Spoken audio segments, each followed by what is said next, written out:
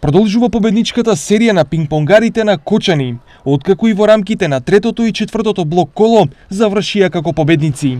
4:0 е резултатот со кој славеа над екипите на Дебар Маало и Студент, и со тоа само ја осигураа првата позиција во македонската прва лига. Во Суперлигата пак се сретнаа двете штипски екипи, шампиони ЕФА и УГД, при што во дуелот славеа шампиони ЕФА со 4:0. Во четвртото коло пак беа поразени и двете екипи, шампиони ЕФА од Младост, а УГД од Работнички. Лидери во пингпонгарската Суперлига се Вардар и Младост со по 8 заработени бодови. Аматерскиот спортски клуб МТБ Исток е организаторот на овогодинешното издание на Градче Трейл Ран, една од двете трки на Истокот од ваков тип. Направена е комплетна маркација на патеката со патокази и ориентациони ленти, а поставена е и планинарска маркација за оние кои знаат да се ориентираат според неа.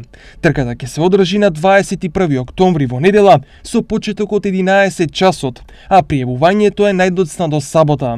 Патеката е во должина од 13 километри и се движи околу езерото Градче. Денивелацијата, односно разликата во надморската висина на патеката, изнесува 660 метри. Во вчерашните спортски вести на телевизија Стар во прилогот насловен како Крстевски и Кудев повикани во У16 репрезентацијата, направена е ненамерна техничка грешка од наша страна, при што младиот фудбалер на Штипската академија Апостолов Пандев, Ване Крстевски, е посочен како фудбалер на Академија Пандев.